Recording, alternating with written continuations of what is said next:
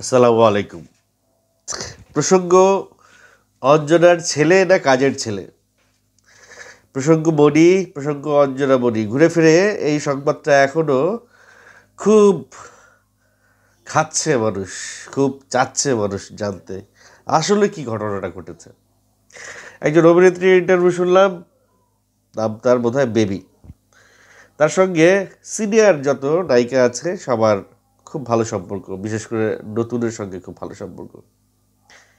এবং তার সেই বক্তব্য শুনে যেটা আমি বুঝলাম, 40 মিনিটের বক্তব্য ধৈর্য সহকারে শুনলাম, তাতে আমার যেটা মনে হইলো, এই মনি ছেলেটা কয়েকটা জিনিস সে ক্লিয়ার করছে তার পক্ষ থেকে, সেটা তার কথাবার্তা যে এই মনি ছেলেটা একটা গে, মানে তার মধ্যে মেয়েলি স্বভাব আছে, মানে সে ছেলেদেরকে পছন্দ করে, সে মেয়েদেরকে পছন্দ করে না। সো অঞ্জনা আপাকে নিয়ে মনিকে জড়িয়ে কেউ যেন কোনো বাজে মন্তব্য না করে সেই বিষয়ে সে রিকোয়েস্ট করেছে। এক। 2 নম্বর বিষয় হচ্ছে, এই মনি ছেলেটা অঞ্জনা আপাকে শো করে অনেক অপরাধ করেছে যেগুলো অঞ্জনা আপা পছন্দ করতেন না, কিন্তু মনিকে কিছু বলতেও পারতেন না। 3 নম্বর বিষয় হচ্ছে গিয়ে, এই মনি ছেলেটা অঞ্জনা আপার গায়ে হাত তুলত এবং তাকে মানসিকভাবে টর্চার করত, এই ব্যাপারেও তিনি মন্তব্য করেছেন। চতুর্থ যে বিষয়টা, এই মনি ছেলেটা হঠাৎ ধরাকে সরা জ্ঞান করে ফেলেছে, আঙুল ফুলে কলা গাছ। মানে সে যেই পরিবার থেকে উঠে এসেছে সেই পরিবার থেকে অঞ্জনা আপার পরিবারে এসে সে একটা, মানে এত এই পরিবেশ, এত টাকা পয়সা দেখে তার আসলে মাথার ঠিক নাই, সে ধরাকে সরা জ্ঞান করছিল। এবং 5 নম্বর যে বিষয়টা, সেটা হচ্ছে যে অঞ্জনা আপার চারপাশে যারা ছিলেন তারা বেসিক্যালি অঞ্জনা আপাকে ইউজ করছে, হিপনোটাইজ করে ইউজ করছে। তারা এমনভাবে অনেকটা বলা যেতে পারে, তারা তাদেরকে হিপনোটাইজের চাইতে তারা ব্ল্যাকমেল করছে অঞ্জনা আপাকে। সম্পর্কের ব্ল্যাকমেল বা লোভের ব্ল্যাকমেল, বা তাকে বিভিন্ন মোহে, বিভিন্ন কাজে, বিভিন্ন দিক দিয়ে তাকে একটা কিছু করে রেখেছে, জাদুটোনা কি, মানে কি বলবো এটা আমি বুঝতে পারছি না। এবং এটার জন্যে এই বিউটি, যে অঞ্জনা আপার আগের পালিত কন্যা, তার স্বামী কবির, কবির তো নামটা কি জানো, যাই হোক, তার স্বামী এবং মনি এবং ড্রাইভার, এরা একটা চক্র। এই চক্র অঞ্জনা আপাকে ইউজ করে বিভিন্ন জায়গা থেকে টাকা পয়সা নিয়ে আসছে তাকে ফ্রন্টে রেখা। এবং এই চক্রটা, এদেরকে অঞ্জনা আপা এতই ভালোবাসতেন যে তাদেরকে ফেলেও দিতে পারছেন না, রাখতেও পারছেন না, বরঞ্চ তাদেরকে নিয়ে বিভিন্ন সময়ে তার বাড়িতে বিচার বসতো।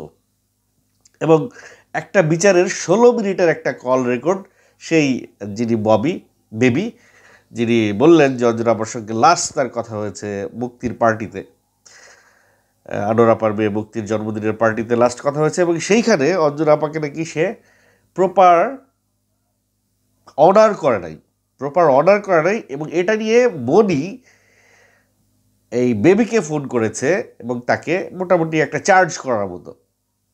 তো বেবির যিনি, তার এটা খুব গায়ে লাগছে যে এটা সরাসরি অঞ্জনা আপা বললে পারতো, তার কাজের ছেলেকে দিয়ে কেন সে বলাচ্ছে, বা কাজের ছেলে বলার এত স্পর্ধা পাইল কোত্থেকে। তো এই বিষয়টা নিয়ে তাদের মধ্যে একটা মন কষাকষি, মন রেশারেশি বা একটা কিছু হয়েছে। তো সেই জায়গা থেকে বেবি মোটামুটি ক্ষেপে আছে এই মনির উপরে, এবং মনিরে যেইখানে পাবে সেইখানে পিটাবে, এরকম একটা পণ করেছিল।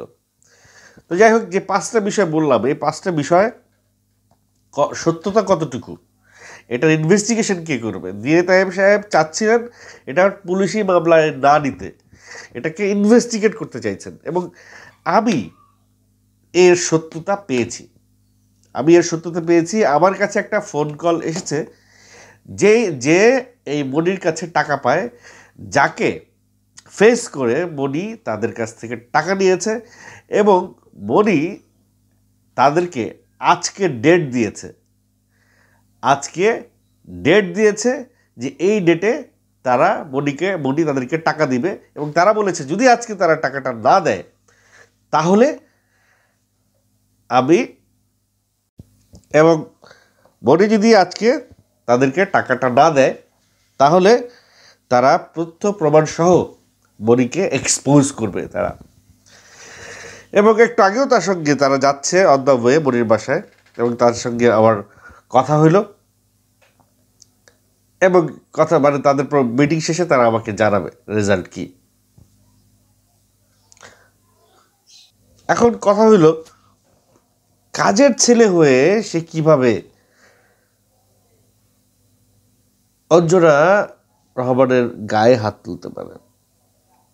বেবির সঙ্গে যে দ্বন্দ্বটা হয়েছে মনিকে নিয়ে, মনি সামহাও নতুন যে আমাদের আরেকজন নায়িকা, তারও একজন সন্তান আছে, সেই সন্তানটিও বোধহয় পালিত সন্তান, এবং সেই সন্তানকে মনি একটা বাজে শব্দ বলেছে তার জন্ম পরিচয় নিয়ে প্রশ্ন তুলেছে।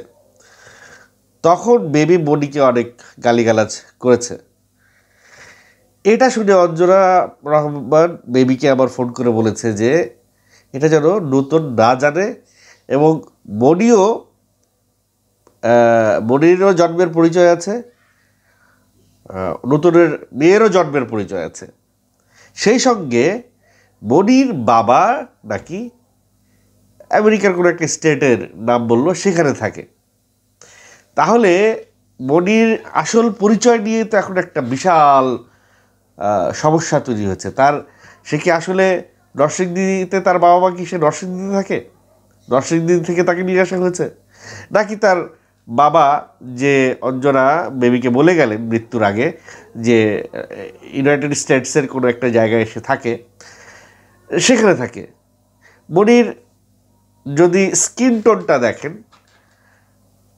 সামহাও অভিজাত একটা বিষয় আছে, কিন্তু বৈশিষ্ট্যগতভাবে সেটা মানে মেনটেন করতে পারে নাই।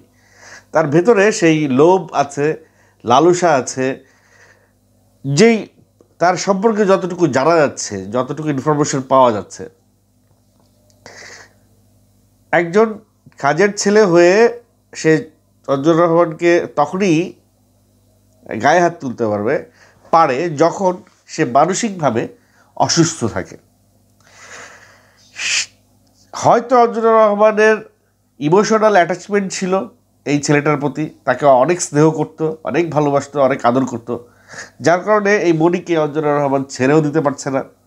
আবার বিউটি, যাকে দীর্ঘদিন লালন পালন করেছে, সেই বিউটির হাজব্যান্ডও অঞ্জনা রহমানকে একটা ঘরের মধ্যে রেখে তার টাকা পয়সা নিয়ে একটা ব্যবস্থা করেছে। কিন্তু এই বিউটি এবং মনি কেউই কিন্তু অঞ্জনা রহমানের ছেলে বা মেয়ে নয়। বেবির কাছ থেকে যেটা জানা গেল যে বুলি সাহেব, যে অঞ্জনা রহমানের হাজব্যান্ড, যার জন্য অঞ্জনা রহমান মুসলিম হলেন, সেই হাজব্যান্ড একটি মেয়ে পালতো, তার একটা পালিত মেয়ে ছিল জুলি। সেই মেয়েটিকে দেখাশোনা করার জন্য, যেহেতু বাসায় কেউ থাকতো না, সেই মেয়েটিকে দেখাশোনা করার জন্য বিউটিকে আনা হয়েছিল। এরপরে বিউটির পরে এসেছে এই মনি। কিন্তু মনি কখন এক্স্যাক্টলি কোন টাইম এসেছে এটা অনেকেই জানে না। কেউ বলছে এই ছেলেটির যখন 10 বছর বয়স তখন এসেছে, কেউ বলছে এই ছেলেটি যখন এইচএসসি দিবে বা দিয়েছে ওই সময় এসেছে, কেউ বলছে এই ছেলেটি লাস্ট 12-13 বছর ধরে অঞ্জনা রহমানের সঙ্গে আছে। আবার বিভিন্ন জনের বক্তব্যে এটা তো ক্লিয়ার যে অঞ্জনা রহমান যতক্ষণ এই ছেলেটির সঙ্গে থাকতো ততক্ষণ সে তার ব্যক্তিগত কোনো আলাপ করতো না। যখনই এই ছেলেটি থেকে আলাদা থাকতো তখনই সে তার সহকর্মীদের সঙ্গে সে ভালো আছে না মন্দ আছে, তার দুঃখ, তার কষ্টের কথা তখনই শেয়ার করতো। তার মানে সামহাও এই মনি ছেলেটির একটা প্রভাব অঞ্জনা রহমানের উপরে ছিল। এখন এর বিচার ডিএ তায়েব সাহেব কীভাবে বেসরকারিভাবে বা নিজেরা করবে, এটা একটা টাফ জব। এর আসলে পুলিশি তদন্ত হওয়া একান্তই প্রয়োজন। তবে মালেক আফসারী সাহেব যে কথাটা বলেছে যে এই বিষয়টা এখানেই নিষ্পত্তি হওয়া প্রয়োজন, যদি এই বিষয়টা এখানে নিষ্পত্তি না হয় তাহলে অঞ্জনা রহমানের অনেক ডার্ক সাইড সামনে চলে আসবে। শুধু অঞ্জনা রহমান না, মিডিয়ার অনেক অন্ধকার জিনিস আলোতে আসবে, যেগুলো কেউ স্বাভাবিকভাবে নিতে পারবে না। এরকম একটা বিচার সালিসের একটা এক্সাম্পল আমি দেই আপনাদেরকে, যেটা আমাকে ওই ব্যক্তিটি বলেছেন। অঞ্জনা রহমান মারা যাবার পরে এই ড্রাইভার, বডি, বিউটির হাজব্যান্ড এরা নিজেরা এতটাই চিন্তিত, এতটাই টেনশনে পড়ে গেছে যে একজন আরেকজনকে এরকম কথাও বলছে যে মিডিয়াতে অনেক কিছু ফ্লাশ হয়ে গেছে, যে যার মতো করে নিজেরে সেভ করো আগে, আমি কেউ কারো দায় আমরা নিতে পারবো না, মানে আগে নিজেরে সেভ করো। সবাই মোটামুটি মাকড়সার জালের মধ্যে আটকে গেছে। অঞ্জনা রহমানের সেই অঞ্জনা সিনেস্কোপ যেই জায়গাটা কিনেছিল সেই জায়গাতে একটা ঘর তোলা হয়েছে, সেখানে একটা অফিস করা হয়েছে, সেই ছবিটাও আমার হাতে এসে পৌঁছেছে, আপনারা স্ক্রিনে দেখতে পাচ্ছেন। অঞ্জনা রহমানকে নিয়ে সেই সিনেস্কোপের আদলে সরকারের পক্ষ থেকে একটা বিরাট অ্যামাউন্টের টাকা আসার কথা ছিল। মনি যেই ভুলটা করছে, মনির জীবনের সবচেয়ে বড়, এতদিন সে যা করেছে সব কিছু তো ঠিকই চলছিল, কিন্তু শেষ যে ভুলটা সে করেছে সেটা হচ্ছে অঞ্জনা রহমানের সকল সম্পত্তি বিক্রি করে এই অঞ্জনা সিনেস্কোপে সে